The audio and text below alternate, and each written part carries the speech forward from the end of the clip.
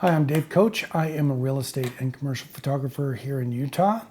And today I'm going to have a little bit more fun, be a little less serious, and give you what I think are the 5 questions that photographers should never ask. And if you're asking these, don't. Stop asking these. Anyway, let's look at our list. The first one is, what lens did you use to take that picture? And I kind of am annoyed with this because if you're a photographer, you should be able to look at the picture and tell right away. And you may not know whether it's a 150 or a 200. You know, I mean, that's not easy to tell. But you should at least know ballpark. You know, oh, it's a 14, you know, or a 200 or a 50 or a 75 or an 85. You should also be able to tell roughly, you know, what the f-stop was based on what you're seeing. And I just think that as a photographer, one of your jobs is to choose the lens that you're going to shoot a picture with. And that means understanding lenses and what they do, what they mean, and how they affect what you're seeing. And if you go into a scene and you go, oh, I want to shoot this, you have this mental image of what you want to see, you need to take that mental image that's in your head and figure out what lens that is that you're shooting with. And so the same thing should be true when you see a picture. You should be able to go, oh yeah, you used a long lens for that.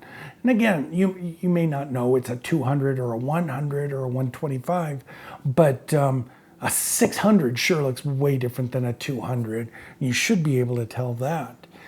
Bottom line, you need more experience playing with lenses if you can't tell what lens was used to shoot an image with. And that's an important thing to know as a photographer. So if you can't tell what lens was being used, you need to woodshed, as I say, a lot more with different lenses and figure out what different lenses do and how they look and how they feel so that you can become a better photographer. If you're saying, what lens did you use? You're telling me you're not a good photographer. Along the same lines, if I were to say, what settings did you use to take that picture? I would feel that that would be just as bad for an even bigger reason. One, because again, as a photographer, you should know if something's in motion, whether they're using a fast or a slow shutter. You should know, based on the depth of field, what kind of aperture they're using. But what makes it even less important than what lens did you use is the fact that whatever settings I used were the correct ones for that time, that date, that lighting, and that image. Whatever settings I used are going to have no bearing on what you're facing today, tomorrow, or the next day, because the settings that I used were based on the effect I wanted to get at that given time in that light. And you're never going to face that exact lighting ever. So whatever settings I used, those are the right ones. That's what I can say. But if I told you I used f1.25, f2.8, and 1/125th of a second, has no bearing on whatever you're shooting, even if you're trying to recreate my picture. How about this? What presets do you use? This is essentially the editing equivalent of what settings did you use. And again, I really think that this is just not where you should be if you are truly a photographer. If you use presets for your editing, you don't have a good, firm understanding of how to edit. Just as I can look at an image and I can pretty well guess what lens was used, I can start with a photograph and I know what editing choices I need to make to make that picture effective. I know what the white slider does and the black slider and the shadows slider and chroma and vibrance and all those things. And I know which ones I need to play with to make that image what I want. I use a preset. I don't know what it's doing. It's just doing something. It did something fine for the original creator's original image, but that was not built for your image.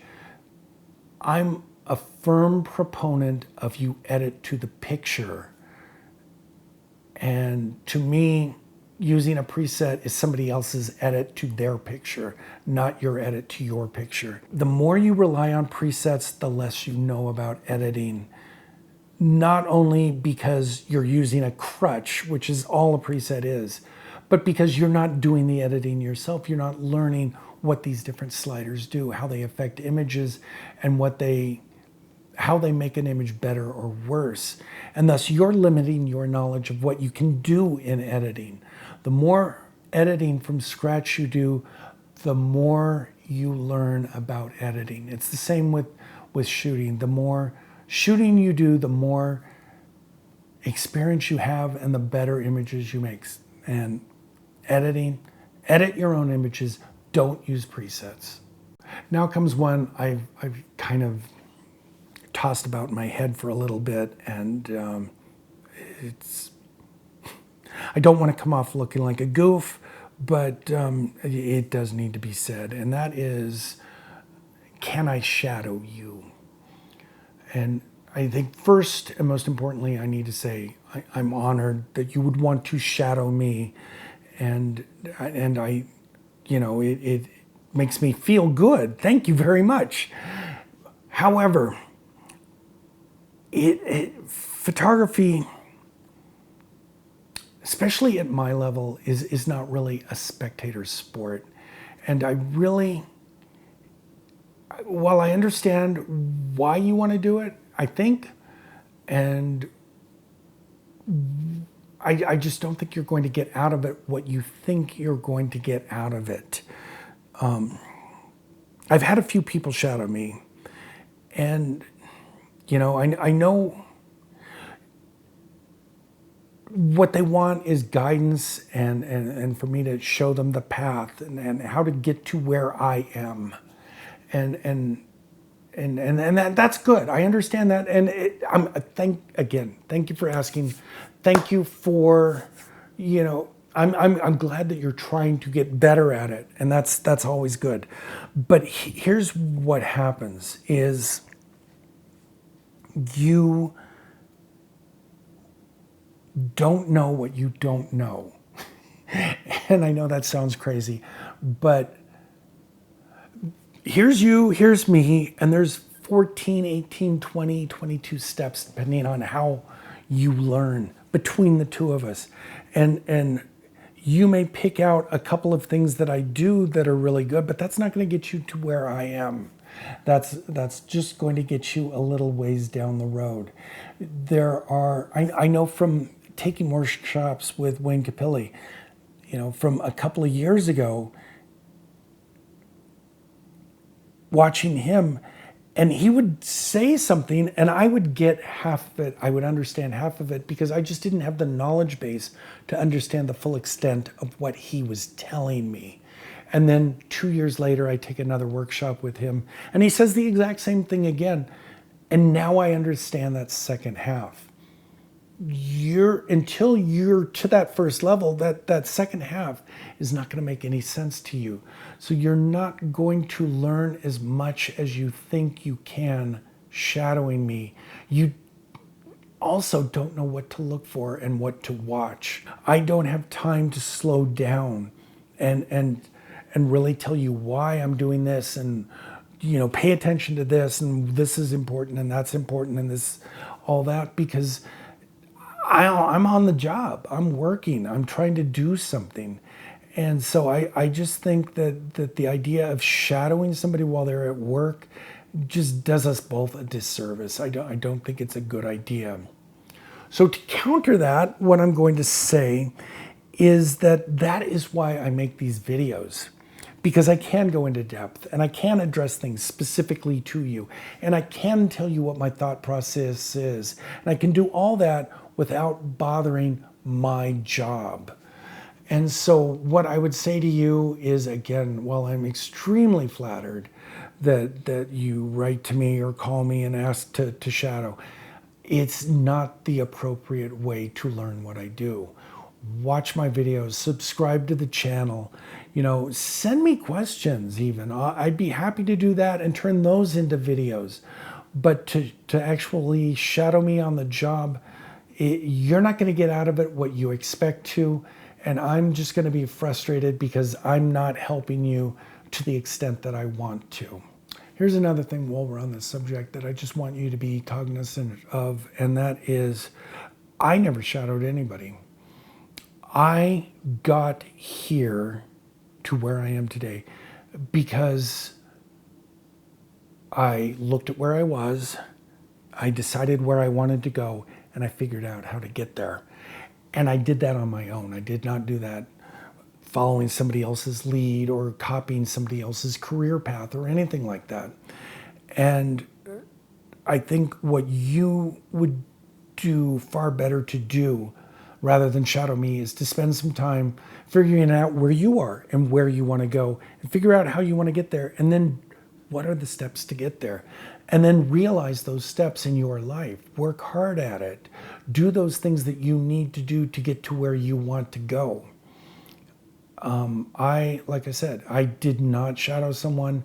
I went through and I figured I need to learn how to do lighting like this. I need to learn how to do lighting like that and all these different things. And I just went out and I did them on my own. And I think that's the best advice I can give you is bring it out from inside of you. Find your path, find your goals, and realize them from within you. And then that will be your style, not mine. That will be your career path, not mine. And that's what you really, really do need to get is your career path and your style and your inner voice. So good luck at that. Do that on your own. And I hope I can help, but find that on your own. Finally, and what I think the funniest is what's the trick to getting lots of clients? Well, if there was a trick, and there's not, but if there was one, I sure as hell wouldn't tell you here for free.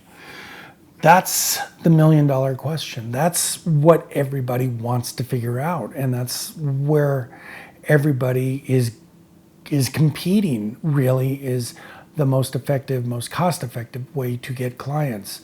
Some people find it with Google ads. Some people find it with email. Some people find it with direct marketing. Some people knock on doors and go into brokerages and hand out cards. All of these things will work. Whether they will work for you or not, that's for you to figure out. You have to go out there. You have to hit the pavement. You have to do the work. And you have to find out what works for you in your market. Again, just like photography, no shortcut. It takes a lot of elbow grease, a lot of effort, a lot of work, and the returns are slow in coming. You're not going to get 400 clients your first year. You're going to be lucky to get 2 or 3. You have to prove yourself and you have to continue to grow. And it's a long, slow growth period. That's the best I can tell you. Well, there you go. That's the end of this episode with my 5 things photographers should never ask. I hope they made you chuckle, or I hope you learned something one way or the other. If so, give a like. And if this is something that you really enjoyed, I do hope you'll subscribe to the channel. Regardless, going forward, I hope your next shoot is your best shoot.